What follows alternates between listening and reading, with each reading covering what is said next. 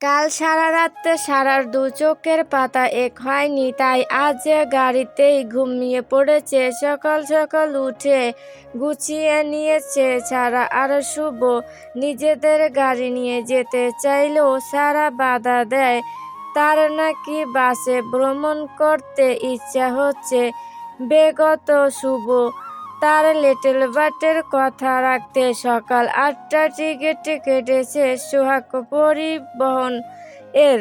গাড়িটা সোজা ঢাকা টু বেনাপোল যায়, কিন্তু সারাদের গন্তব্য যশোর। এসি বাসে জানলার ধারের সিটে পা তুলে শুভর কাঁধে মাথা রেখে ঘুমিয়ে আছে সারা। দেখলে মনে হচ্ছে আদুরি বিড়াল ছানা। পরনে কালো বোরকা আর কালো হিজাব, মুখে কালো মাস্ক। শুভ এক পলক তাকায় নিজের অর্ধাঙ্গিনীর দিকে। সময় গড়িয়ে যায় পানির স্রোতের ন্যায়। বিকাল 4টায় যশোর কাউন্টারে এসে থামে গাড়িটি। সারার অবস্থা বেহাল, ইতিমধ্যে দুবার বমি করেছে। গায়ে যেন আর শক্তি নেই। খুলনার সীমান্তে গাড়ি ঢুকতেই ভাঙা রাস্তার ঝাঁকুনিতে হাল বেহাল। শুভ রিকশা ডেকে নিয়ে চলে একটা হোটেলের খোঁজে। সময় মতো পেয়েও যায় চাচাই এক আবাসিক হোটেলে।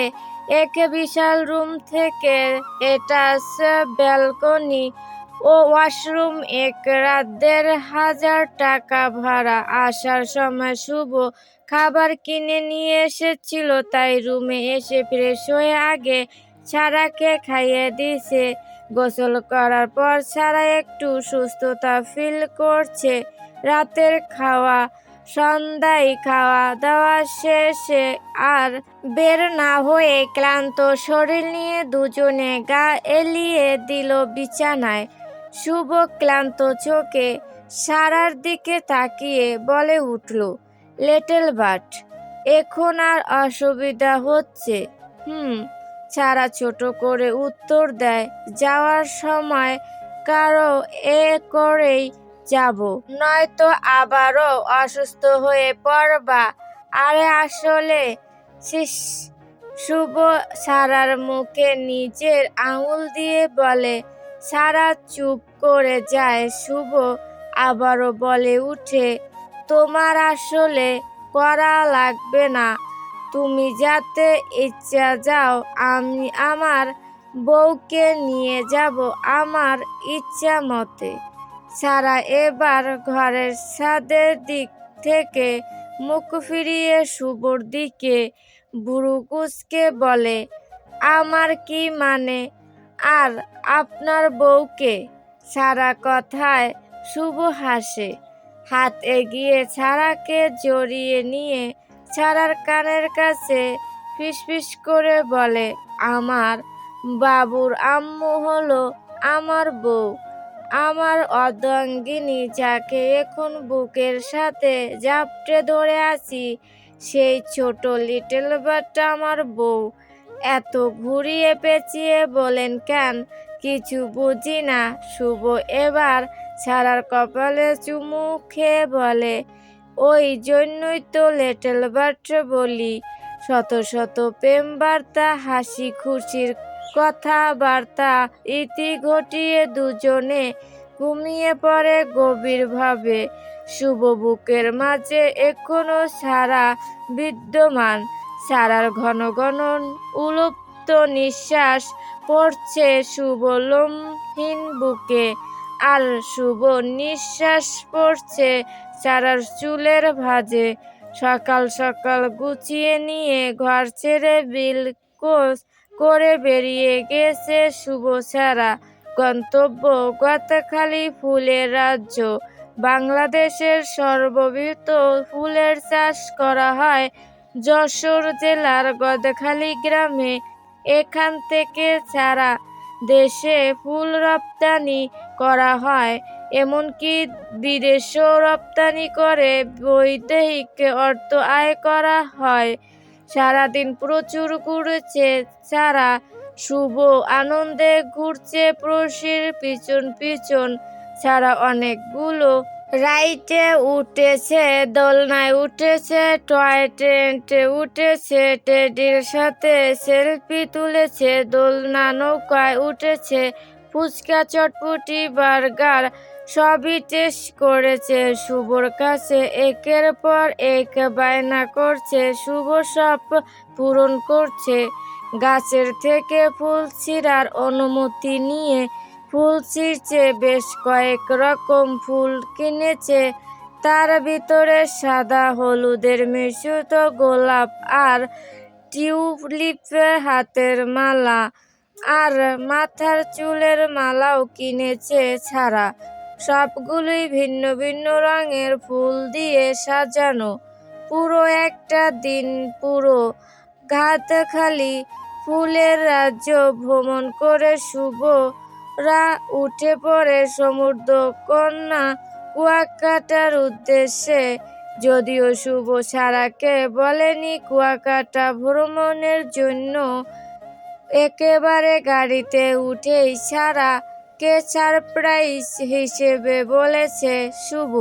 সারা খুশিতে না পারছে লাপাতে। সারা রাত জার্নি করার পর ক্লান্ত শরীর নিয়ে এসে পৌঁছায় সমুদ্রকন্যা কুয়াকাটার ধারে।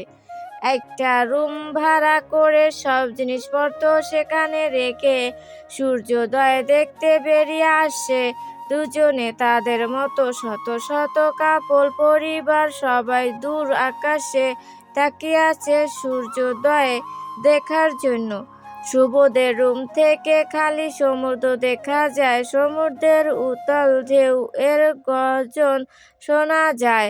সকাল 8টায় স্থানীয় একটা খাবার হোটেল থেকে সকালে নাস্তা করে নিজেদের রুমে ফিরে আসে তারা। আজ একটু বেশি ক্লান্ত সারা রাত বাসে ঘুম না, তার উপর ভোর থেকে ঘোরাঘুরি, এখন একটু ঘুম দরকার শুভরও। তাই সারা রুমে এসে ফ্রেশ হয়ে গোসল সেরে নেয়। সারা বের হতে শুভ গোসল করে আসে, তারপর দুজনে শুয়ে পড়ে। একটা লম্বা ঘুম দরকার সারা এফিয়ে গিয়ে শুভকে জড়িয়ে ধরতে শুভ বলে উঠে, দুপুরে সমুদ্রে গোসল করব লিটল বাট। ঘুম থেকে উঠে আব্বু আম্মুর সাথে কথা বলে নিও, তারা তোমাকে হয়তো মিস করছে। শুভ ঘুমিয়ে পড়ে। পাতলা একটা চাদর দিয়ে বুক সমান করে নিজেদের ঢেকে এক ঘুমে দুপুরে উঠবে। সময় যেন নিজ গতি ছাড়া একটু বেশি গতিতে চলছে। দুপুরে উঠে শুভ সারাকে নিয়ে সমুদ্রে গোসল করছে, স্পিড বোটে করে সমুদ্রে ঘুরছে, নীল জলে হাত দিয়েছে। গোসল শেষে ঘুরতে বের হয়েছে লাল কাঁকড়ার চরে। হাজার হাজার লক্ষ লক্ষ লাল কাঁকড়ার সমারোহ। সেখান থেকে কুয়াকাটা বৌদ্ধ মন্দির অতি পুরনো, তার উপর নিরিবিলি চর। সন্ধ্যার আগে ফিরে এসেছে সমুদ্র পাড়ে আগের জায়গা সূর্যাস্ত দেখার জন্য। তাদের মতোই আরো শত মানুষ ভিড় করে পশ্চিম আকাশের দিকে তাকিয়ে সন্ধ্যার সূর্য ডুবে যাওয়া দেখছে। একটু রাত করে সমুদ্র পাড়ে থাকার পর শুভ সারাকে নিয়ে বের হয়েছে লোকাল বাজার ঘুরতে। ঘুরতে রাত 11টা। দুজনের চোখে ঘুম নেই, না আছে ক্লান্তি। শুভ সারার হাসি খুশি মুখটার দিকে তাকালেই ক্লান্তি কেটে যায়। সারা নিজের ইচ্ছা মতো শামুক দিয়ে তৈরি জিনিসপত্র কিনছে, বাঁশের তৈরি অনেক কিছু কিনেছে। শুভ বিনা বাক্যতে কিনে দিয়েছে। রাতে হোটেল থেকে খেয়ে রুমে এসেছে তারা। এসে ফ্রেশ হয়ে বিছানায় বসেছে। শুভ ফ্রেশ হয়ে এসে দেখে সারা আনিতা বেগমের সাথে গল্প করছে আর কি কি কিনছে সেগুলোই দেখাচ্ছে। শুভর বেশ ভালো লাগলো। শুভ এগিয়ে রুমের ব্যালকনিতে গেল। এক সময় সিগারেট নেশা ছিল, তবে এসব থেকে বেরিয়েছে বহুত আগেই। আর এখন জানতে পেরেছে তার ছোট প্রশিও সিগারেটের গন্ধ সহ্য করতে পারে না। শুভ একটা দীর্ঘশ্বাস ফেলে দূর সমুদ্রে তাকিয়ে থাকে। প্রতিটা ঢেউর গর্জন যেন গানের তালে তালে নৃত্য করছে। বেশ খানিকক্ষণ পর ছাড়া কল কেটে দিয়ে শুভকে ডাকার জন্য ব্যালকনিতে এলো। শুভকে দূরে তাকিয়ে থাকতে দেখে সারা পিছন থেকে গিয়ে শুভকে জড়িয়ে ধরলো। শুভ সীমিত কেঁপে উঠল, গায়ের মধ্যে অজানা শীতল স্রোত বয়ে গেল। ছাড়া কিছুক্ষণ সেভাবে থেকেই শুভর পাশে এলো। শুভ সারাকে জড়িয়ে নিয়ে দূরে তাকিয়ে রইল। চারিপাশ এর ঠান্ডা হাওয়া, পূর্ণিমার চাঁদ আর সমুদ্রের ঢেউ খেলানো শব্দ পরিবেশটাকে এক অন্য রকম রোমাঞ্চকর করে তুলেছে। সারা শুভকে জড়িয়ে রেখেই বলে উঠল, আজ সারাটা দিন খুব ভালো কেটেছে। আর এখন রাতটাও কত সুন্দর, তাই না বলেন? শুভ আর কিছু বলে না, সারাও আর কিছু বলে না। বাহিরে এখন আরো বেশি শীতল হাওয়া বইতে শুরু করেছে। সারা পরিবেশটা উপভোগ করছে। শুভ নিজের অজান্তেই সারার গলার ভাঁজে ঠোঁট ছোঁয়ালো। সাথে সাথে কেঁপে উঠে সারা, তবে অন্যদিন এর মতো সরে যেতে চায় না। শুভ নিজের মধ্যে ফিরে এসে সারাকে নিয়ে রুমে চলে আসে। দরজা লাগিয়ে রুমে ডিম লাইট জ্বালিয়ে শুয়ে পড়ে তারা। সারা শুভকে আজ একটু বেশি জোরে আঁকড়ে ধরেছে। শুভ নিজেকে শান্ত করতে পারছে না। অশান্তভাবে সারার গলায় মুখ ডুবায়, তবে আজ আর সারা কিছু বলে না। শুভের ছোট ছোট কামড়গুলো দাঁতে দাঁতে চেপে সহ্য করে নেয়।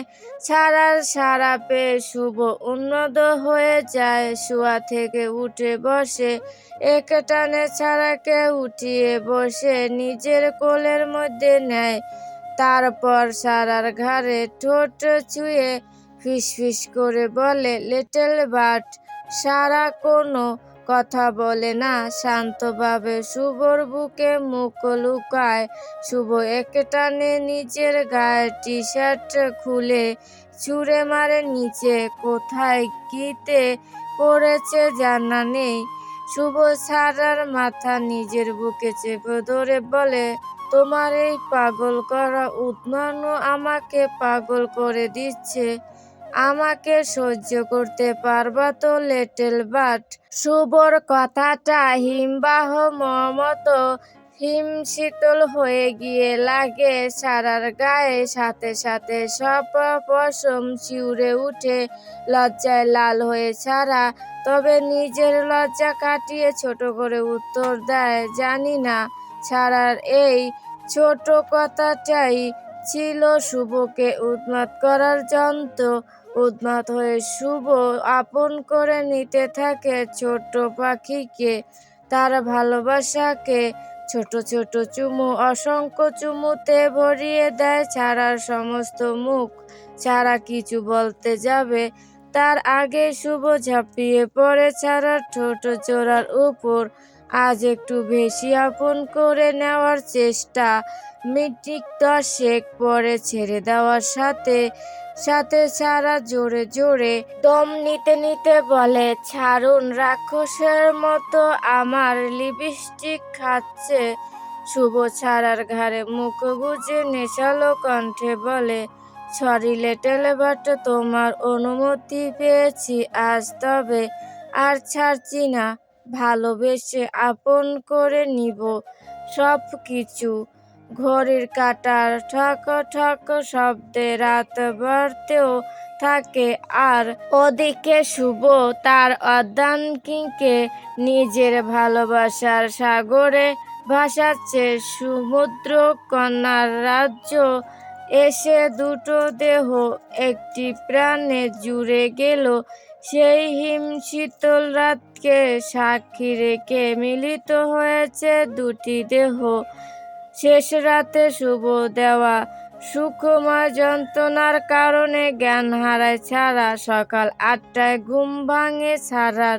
পিটে পিটে করে চোখ খুলতেই চোখ যায় বন্ধ করে রাখা পর্দার দিকে। নিজের দিকে চোখ যেতেই আঁতকে উঠে ছাড়া। নগ্ন দুটি দেহ এক কম্বলের নিচে ঢাকা। রুমটা এখনো আবছা অন্ধকার। ছাড়া নড়তে গেলে নড়তে পারে না। ছাড়া শরীর ব্যথায় বিষে আছে তার উপর শুভ তাকে আষ্টে পৃষ্ঠে জড়িয়ে রেখেছে। ছাড়া উঠতে চায়, দাঁতে দাঁত চেপে ব্যথা নিয়ে একটু বেশি নড়াচড়া করতেই শুভ হিসিয়ে নেশানো কণ্ঠে বলে, লিটল বাট নড়ো না তো, অনেক ডিস্টার্ব করেছো। পরে মুড চলে আসলে ওই ব্যথা শরীর নিয়েও আমাকে সামলাতে হবে।